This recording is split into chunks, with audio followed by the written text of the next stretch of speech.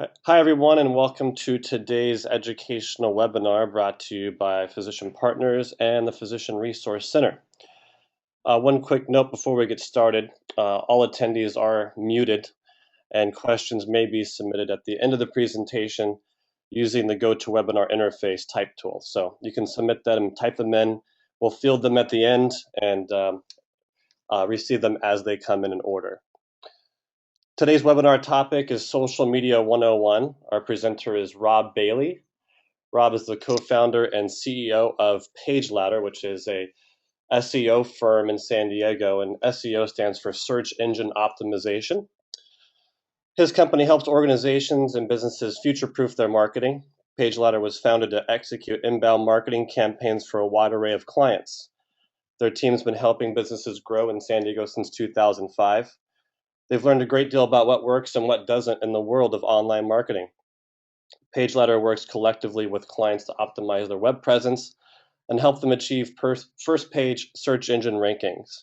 Specialties include inbound marketing, content marketing, social promotions, SEO, and HubSpot integration.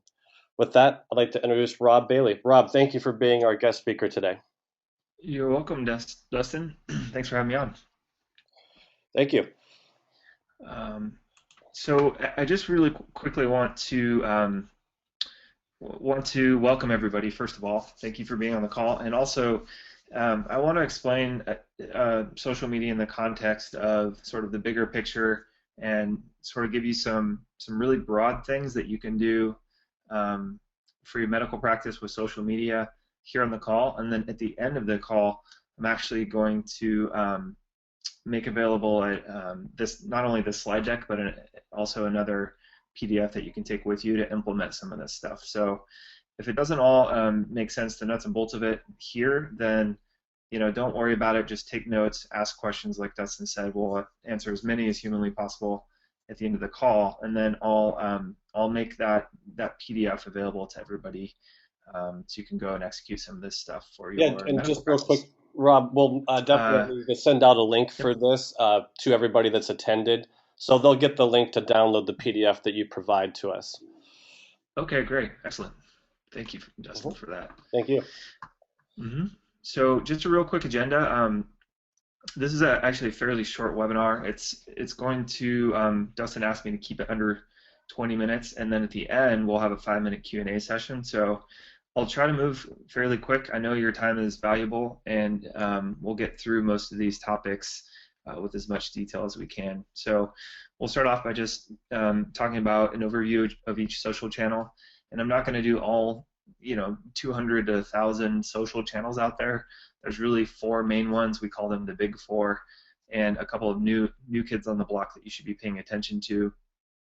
Then we'll get into the overview and benefit of having patients check in and what that means. And that's sort of something that is still very mystical to a lot of small business owners and medical practice owners. And I'll sort of give you some tips and some best practices there as well. And then I'll spend a few minutes talking about common things that are used to maximize the impact of social media. A lot of people think that sitting around on the computer all day is kind of a waste of time, especially if you're a busy medical practice owner or in charge of the medical practice itself. And you can really do a lot with 10 or 15 minutes a day now, and get the value that you need and just get in and get out and get on with your day. So I'll give you some tips there. And then a brief overview on how SEO and or your website play into social media, because as things get more and more segmented, and as more and more social channels and digital channels open, it's hard to know how that fits into the overall holistic view of your website. So I'll give you some tips there on how social media is affecting your search rankings, and some things you can do with your website to sort of harness all that power. So let me just go ahead and dive in here really quickly before I get going on the social stuff. As Dustin said, we are an inbound marketing agency, and all that means is the things that attract people naturally to your business are the things that we target as digital channels for our clients. So search engine optimization, pay-per-click campaigns, social media, content marketing. All those things are included in inbound marketing. And we help clients in all different kinds of verticals. I'll try to tie everything in as much as I can to just medical practices today. We do help a bunch of different clients, but this is just a quick snapshot of our About Us page. If you're interested in digging in and learning more about us, you can just go to pageladder.com, look for the About tab. But this is our team, and we are located here in San Diego, in downtown San Diego. So yeah, if you want to check out more about us, you can visit that page. All right, let's get going. So what is social media? And since this is Social Media 101, I just want to cover this because I get this question all the time. A lot of people think that social media is, one platform or another, but it's really just an umbrella term that defines the various activities that integrate technology, social interaction, and really at the end there, it shouldn't say construction of words and pictures. It should just be replaced with the word content. So anytime that you type a tweet or respond to a customer on a Facebook page or any of that, that's all content. If you make a quick video and upload that to your Facebook page or your YouTube channel or load it on your site, that's content. Words are content, pictures are content. And so that's what social media is all based around, is content. So your voice, your user's voice, all of these content channels are under the social media umbrella. Mike Volpe, who actually had a big part to do with the bonus PDF that we're going to make available to you. He says that it's just media or content that is published with a social component. And what he means by that is that anyone can add to it. So social media is a lot like,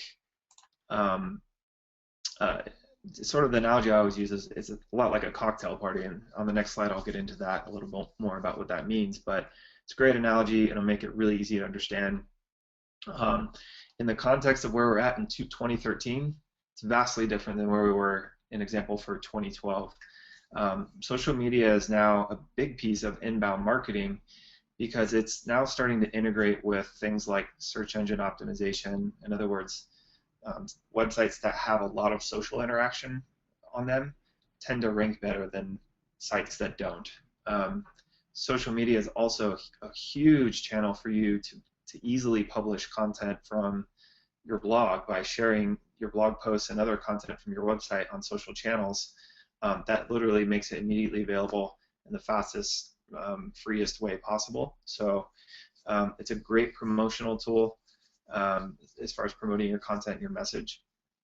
Social media is also permission-centric, which means that the people who, excuse me, like your page are essentially giving you permission to market to them. I wouldn't recommend that you push with the marketing on your social channels, and we'll talk about that a little more here, but it is a place where you can get direct access to a person who has said, yes, it's okay for you to market to me. So that's very powerful, and if you went out and spend a ton of money shooting a TV ad about why your practice is so great, that would be extremely expensive, and the people that TV ad would get served to would not necessarily be permission-centric. In other words, it would be a form of interruption marketing where you just have to sort of catch that person at the right time to get them to pay attention to your message. Social media is the flip-flop. It's a pull rather than a push. That these people have given you permission to market to them, and in fact they voluntarily said, yeah, that's okay. So it's a little bit different of a thing. And the biggest thing to take away from this is that there are already conversations online that exist without you having done anything in social media. Those conversations are already there, and it's a great way for you to just kind of jump in and get involved with the conversation. And I'll show you kind of what that means here in a sec. So I hear this all the time, and when I go to conferences especially, I get this from people who are my age, and I'm 35 years old and above, and it's because we didn't grow up with the internet. I didn't use the internet until my first year in college, so I definitely didn't grow up using it, but I hear this, I'm 48, I don't understand this social media stuff. And the analogy I use is the business cocktail hour, because it's the easiest thing to understand and everybody can relate to it. And I say, social media is easy. This is not complicated, but people think it's a place to tattoo your sales message or your coupons or your how great you are, how great your medical practice is, how great your patients are. It's actually more like a party. So when you show up to a party, um, there's some rules, right? There's some social rules, and you can turn someone off real quick if you walk right up to somebody that you just met and you say, yeah, I'm a doctor or I work in a medical practice, and here's all the reasons why we're great. The person, without any context around it, the person could very easily go, wow, that person I was just talking to just fire hosed me with a bunch of stuff that I don't necessarily care about yet. I just met him. So it's a lot more of like an 80-20 kind of thing where you get to know somebody first, you talk a little small talk, you find some common ground, and then you can start talking about specific things that are interesting based on that common ground. The greatest thing about social media is there are no constraints when it comes to time or space. Meaning, if at a business cocktail mixer, it might be from 6 to 7 p.m. You have a limited opportunity to talk with a handful of people, and then it's over. You got to go to another one later to revisit that opportunity. With social media, you can kind of you can get people interested on their own time, and also the location doesn't matter, and that might be super obvious, but I hear this all the time with medical practice owners in particular. They have someone who moves away, and perhaps that person comes back, especially in the context of like a military person who goes on leave or something, and they come back and things on top of mind when you come back from your from your deployment might not be, hey, I got to go call my doctor. But if they're a Facebook follower of yours, it can be very easy to get back in front of that person once they're back in your location, and it costs almost nothing to stay in front of them. So those are the beautiful things about social media, is that kind of takes away that barrier of having to go and meet people face to face. It doesn't replace it. It's just a different channel for you to gain a little bit of leverage from. So here's sort of the business cocktail party advice that I have, right? So you have a Facebook page, you have a Twitter account, you have your other social channels, and the way that you should think about it is just that it's a place to meet people and start conversations. So be helpful, answer questions, help others, put their needs first, because that's what people do. Like when you meet someone, they're really cool at a business cocktail party. Usually the way that happens is somebody asks you about yourself first, and you gain an interest in them, and then you walk away from the conversation feeling a little bit more like it was a two-way conversation. And then always listen and ask questions. So if you're able to become a real member of the community, and by that I mean becoming a community of not only your patients but also your medical vertical community, and add value to that community online, that's why you have success. It can be more effective than live cocktail parties for the reasons that I just mentioned. So hope that provides a little bit of context, because a lot of people, when I show them all of these channels, they just get overwhelmed, and it's really not that hard. You just have to, treat it like as if it's a live interaction. So, excuse me. So which social channels should we pay attention to? There's the big four, and these are ones that you should definitely be on, even if you guys just set up a profile and never do anything with it. The big four are the behemoths in the industry. There's so many eyeballs on these social channels, it's not even funny. The two new kids to the block are Google Plus and Instagram down there at the bottom. But where we want to spend our time is on LinkedIn, Facebook, Twitter, and YouTube. And I'll quickly touch on each and tell you why each one is valuable to your practice. So let's just start off with LinkedIn. This is the biggest professional network that's out there. It's not the biggest social platform by numbers, but by far, by household income and by amount of engagement for six-figure professionals and above, LinkedIn is by far the best place for that persona. So you should have a professional profile for you as an individual, and if you're the doctor, for sure you should have one. If you're an admin or marketing manager or something like that in the practice, it helps if you have an individual profile, but you need to have at least one individual profile to manage the business profile for your practice overall. So those are two separate things, but you want to have both. So if you don't have a personal profile, go set one up. And then shortly after that, just go ahead and set up your business page, which is just the name of your practice. So, excuse me, why LinkedIn is relevant and why you should care about it is LinkedIn is probably the place where you can get the most traction per user. In other words, if you have 100 people that you have a LinkedIn connection with, you could probably reach out to all of them and they might all respond. None of these other channels are really as good as that as far as level of engagement go. But LinkedIn is great. You should definitely have a profile, and like I said, depending on your vertical, it could be a very good place for you to gain a lot of eyeballs for free. Facebook, definitely need a Facebook business page today.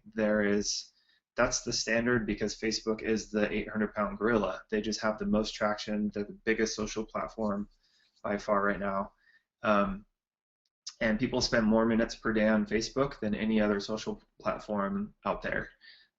If your target demographic is baby boomer women, that is the fastest growing segment of Facebook users. It's not the biggest segment, but it's fastest growing. My mom got on Facebook about 2 years ago, and she is addicted to it. Sometimes I have to tell her to turn the computer off and go outside, but that's just a growing segment that's gaining a ton of traction. So a lot of your practices are probably targeting that type of persona, and having a Facebook business page is going to be critical. Again, if you only do one thing, it's just to set up your business page, fill out a complete profile, put your logo and everything else on there, and at least start attracting the people who just find you coming in through your practice every day. One thing to note is you do need a personal Facebook profile to set up and manage a business page on Facebook, so that's a good thing to note. Twitter business page is also really relevant. This one is more for search value than it is for actually attracting eyeballs. Twitter is super wide open. There's a lot of spam on Twitter, but if you have a completed profile that's got all your business information on it, and you can tweet some content that you create from your website, that's kind of good enough. You're not going to find a ton of patience on Twitter, but what it does is it sends a huge social signal to the search engines, and it says, hey, Mr. Search Engine, I'm active in my business, and I publish content, and it's relevant, and I'm an authority in my space. And as time moves on, that will become more and more relevant. So if you haven't done that yet, go ahead and set up a Twitter business account. It's very easy to do. It doesn't take very long. And again, if you just set the profile up and don't touch it, that'll have inherent value down the road. In 5 years, 10 years, having equity in that account will matter. So, very minimum, set the profile up. YouTube is a great one. YouTube is actually owned by YouTube. Owned by Google. Google bought YouTube a few years ago, and Google is using YouTube activity as a huge ranking factor. So, if you have any video content at all, you should definitely upload it onto YouTube and then embed your YouTube videos on your website. Massive SEO potential there. YouTube videos are one of the easiest ways to get a first page ranking for keywords that are related to your medical practice. Sometimes with no additional effort, if you do a handful of key things right, like titling your video properly and tagging it with correct keywords, you can get a first page ranking with little to no effort. So if you already have video content, go ahead and upload it to YouTube. If you don't, again, just set up the channel, get it skinned right, get all your business information correct in there. That's going to be half the battle. Google Plus is one that I get questions about all the time. Google Plus is not one that's mandatory for you, but I highly recommend you go ahead and set up a personal profile for individual and a business one. And this is why.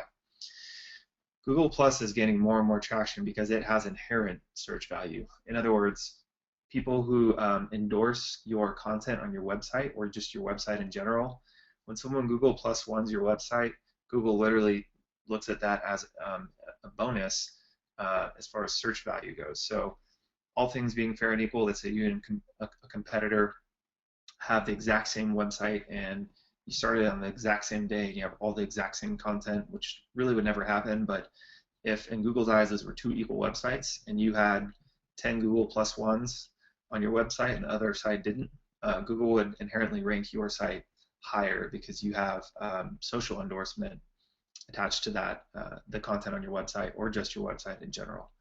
So I highly recommend you go and do it. It's not going to be something where you get a lot of patient eyeballs on it yet. It's just not quite there. It's relatively new and still getting traction, but it's something that you should do today, mostly because Google owns it. I know that probably seems kind of funny, but this is good advice. Back when Facebook started to get traction, the people who set up their profiles back then are getting a lot of value out of it today, and that's kind of just how that works with this stuff. So Instagram business pages are extremely new, but Facebook just acquired Instagram, and I'm not quite sure what the application of these business pages are for professional service related businesses such as medical practices. So this is another one where I don't quite know what the strategy is yet, and no one really does, but it might be a good thing to do just because Instagram is growing so fast. Facebook has acquired Instagram because it gained so much traction in such a short period of time. It was just skyrocketing up. So that could be a relevant one in another year or two. But again, if you go and just get your profile set up and then you've got that locked in, very, very good thing to do for the future. So let's quickly cover check-ins, because this one we get all the time. It's extremely, extremely novel right now to check into places that you go. Again, using the age reference, people my age, and again I'm 35, but my age and above, almost nobody checks in. People my little sister's age, who's 21 and below, check into things all the time. So this is extremely relevant for kids who grew up using the internet. In fact, they view email as sort of like something that's passé now. They almost exclusively use their mobile phone for interacting with their friends, text messaging, checking in. That is the new interactivity for them, for millennials in particular. So if you have a younger patient roster, or if you have a growing segment of people who grew up with the internet, this is something that you should definitely encourage people to do. You should probably encourage people to do it anyway, just because it's kind of fun and interactive. But what happens is when someone comes in and you say check in, to the doctor's office, the person will go ahead and just go to Facebook or Foursquare or Yelp, whatever their favorite channel is, and say, hey, I'm here at the doctor's office. They can upload a photo, they can write a comment, and all of the people that are in their social circles will see that they checked in at that location. So again, this is something that's sort of still a novelty, but will become extremely, extremely important in a very, very fast growth curve. So in the next 5 years, you'll see check-in call to actions in every small business, in every office. It'll be everywhere very soon. And the reason why is because, again, what does that mean to you as a business owner? Well, location-based marketing is going to become extremely important. These social signals, having people check in at your business, tells Google and other search engines that your practice is alive, it's active, there's activity in your practice, people are voluntarily checking in. And again, this is another scenario where, all things being fair and equal, when Google decides to rank your website, it'll look at things like check-ins and Google plus ones and things like that. So if you have a business profile, people can already check in on Facebook. Foursquare, you can go ahead and just sign up for a Foursquare account for your business, and people can check into that profile as well. And Yelp has this. If you have a Yelp listing, it's already inherent. You don't have to do anything extra. So as long as you've got a business profile listed with all three of these channels, your business is available to be checked into by people, customers, and employees alike. We check into our own business all the time. So, okay, moving right along. Common practices. One of the things that we want to focus on, and I'm going to try to move through this. I know your guys' time is valuable, so hang in there. Common things used to maximize the impact of social media. A lot of people have questions about frequency of content, type of content. Really, what you want to do is try to get your content out there, and this could be like a blog post or an update about your business or congratulations to an employee. Um, the different types of content are included in the PDF that you guys are going to get. So if you want to know what types of content and when to post it, it'll be covered in more detail there. But the rule of thumb sort of with this type of thing is to post stuff that is non-salesy 80% or more of the time, and post offers and call to actions to actually take action with your medical practice 20% or less of the time. So you just want to create valuable content. I'm sure you've seen examples of this where people post funny pictures, and they do it multiple times a day. Well, you can use a tool like Hootsuite to schedule all that type of content in advance, and you can just go to Google and type in Hootsuite. It's actually a free application, and they also have an upgraded service where you pay, I think it's like $10 a month to manage all of your social media posts. But you could literally schedule all this stuff out, and load up 3 posts a day for the next week. Hit go, and Hootsuite will schedule those posts out for you, so you don't have to go back and sit around all day playing around on social media. So there are some guidelines included in the PDF, but just try to post frequently and try to follow that 80-20 rule, and those are the 2 big things there. It helps to have somebody in charge of the social media profiles. I'm guessing that's not going to be Doctor, but if you have an admin or marketing manager who can say, yeah, guys, we're going to spend 15 minutes a day just, managing the profiles and making sure that we're responding to people. We'll spend 1 hour per week loading up some good, valuable content to push out. That's kind of enough. You don't have to spend all day, every day on these channels to get good traction with it. Third-party apps and tools, there'll be more of those in the PDF, but I mentioned one that's really popular. It's called Hootsuite. That's the one that we use. And Hootsuite actually gives you social analytics as well. So if you want to know how it's performing, you can kind of get a great little summary and breakdown straight from there.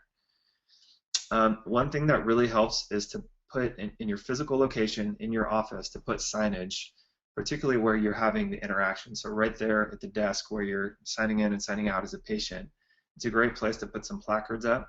And also when they're leaving the front door, if there's call to actions as they leave, just to remind them as they're walking out.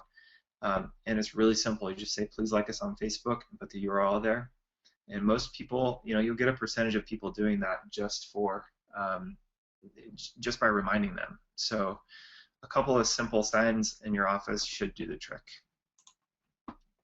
So I kind of covered this, but how does all this social media stuff play into the thing that most medical practices care about, which is getting more patients, getting visibility, being found more, all those things. So the key takeaway here is, if you don't care about social media, that's okay. But your patients do, and Google does, and it's going to become an increasingly more valuable social signal in the context of search engine optimization. So if you want to become visible or remain visible in the search engines, social media is going to become increasingly more important. So at the minimum, go ahead and set up your social profiles, lock those in, try to be active on them. Even if it's on a limited basis, that's okay, just get started. And then if you need technical help with integrating some of these elements, you should go just hire an SEO company, and they should be familiar with integrating social channels with your SEO strategy. Little things like putting share buttons on your site will vastly improve the SEO value that you get out of your social efforts. So I would encourage all of you guys to go ahead and do that. And if you need help consulting with somebody for the technical stuff, just find someone in your area who's local who you can go in and talk to and meet with face-to-face. And so, find someone that fits your needs for your budget and the amount of time that you can dedicate. So I hope those are some good guidelines for you. I know that Dustin wanted to sort of keep this short so we had time for questions. So Dustin, did you want to ask any questions, or did any questions come in? Yeah, well, So far? first to start and say thank you very much. I know that there was a lot of top-level information that you went through, and you dive deeper into some very key subjects. So it's a lot of information to cover in a short amount of time. If anybody has any questions they'd like to ask, you can type them in to the GoToWebinar interface that's on your screen, and we'll field them and give them to Rob as they arrive. But I'll start things off with one question, and that's in regards to content itself. Do you have any references or materials that can start providing ideas for these private practice offices to develop content? Like what content may be the most useful for their industry, or just a good place to start from? Absolutely. That's a great question, actually, because again, going back to the very first couple of slides, this social stuff is all based around content. So there's two types of content that you can go after. There's what we call curated content, which means someone else is responsible for creating the content. You're just adding your commentary to it, and that's fantastic because you don't have to sit down and write a blog post yourself. Um, the second type of content is the stuff that you create. So if you are an industry expert and you want to create your own content, you would actually sit down and create that content from scratch. I can tell you this, by far, the easiest way to get started is to curate content that's already existing. And if anyone out there watches television shows and actually any news program out there, most of the time they're curating the content. So they're not the people on the ground who are finding out that the story. They're just reporting on it. They're basically regurgitating the information and adding their own spin to it. And that's what content creation is, and it's prevalent on the web. It's 100% okay to do. But what you would do is just go find an article in your industry that is of interest, and you can basically just copy and paste that article into your blog post and give that person credit. It's very important to do this step. Mention that person as the credit, the author credit, and let people know, like, hey, I didn't write this, but this author did, and link to their website, and add your commentary to the beginning and the end of it. In other words, this is a hot topic, maybe it's Obamacare or changes to your industry that affect your patients, and say, here's our stance on this, and here's what you should be concerned with as a patient. Here's a snippet from the article, something to note with a link to the full article, or you can even copy and paste the whole article in there and say, the whole thing's relevant, and then just add a conclusion at the end. And that's a really easy way to create content fast. Another great way to find existing content is just to go out and find something that you can easily comment on, like a video on YouTube.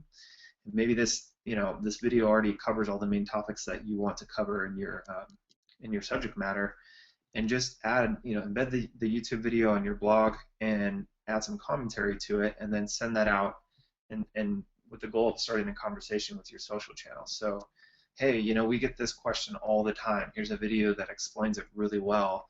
This is our take on it. What are your thoughts? That's a fantastic piece of content to push out to your social channels and see what your followers are replying with. I mean, if it's so easy for medical practices right now because there's so many controversial topics and so many things that are affecting people and changes to the industry all around. The medical industry is not short on things to talk about. So that would be my first recommendation, is to go out and curate some content. If you just Google how to curate content, there's all kinds of step-by-step tutorials, and it touches on a little bit in the PDF we're going to send out. So does that kind of... Yeah, that's perfect. That's yeah, very, very complete answer. I have another question, and again, if anybody would like to type a question in, please do so, and we'll pass it on to Rob while we're still recording the webinar here. Another question that I have for you is, you described Hootsuite as being a great tool to kind of help automate the process of getting the social media posts out. Are there any other ones that you'd recommend besides Hootsuite? There's actually a lot of them out there. Hootsuite was one of the first ones to sort of get traction, and they've stuck around the longest. So that's why we like them. There's a lot of newer tools out there that haven't been around as long, and they've got more features than probably the average medical practice needs, to be frank. Mhm. So, like most medical practices don't need a marketing agency level dashboard with all kinds of rocket widgets and whatnot. So Hootsuite's great because it's fairly simple. I'm trying to think of some other ones off the top of my head that might be good. There are several out there, actually. I really Hootsuite's the best one. I hesitate to even recommend the other Oh, ones that's that I'm great. thinking No, of. that's sound advice.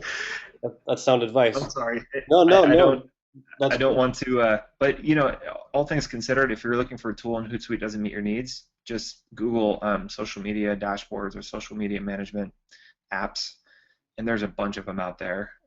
We just like Hootsuite the best. It's the easiest to get into, fast, and it's free or cheap for your business, so it's pretty good. Great, great. Well, with that, I'd like to thank you on behalf of everybody attending for being our presenter today and really giving us some good top level views into social media. And we really appreciate your time today, Rob. Welcome, my pleasure. And just so everybody knows, this has also been recorded. This will be made available in our Physician Resource Center Learning Hub, which will be launching in the middle of November. And also on November 14th, we have our Physician Resource Center Showcase event, which will be highlighting our other key partners, as well as having a topic of the top 5 ways to raise the bottom line of your business. So please come and attend that. If you want to RSVP, you can contact our office directly at 619-260-7245. Thanks again, Rob, and thank you everybody for attending. My pleasure. Bye bye.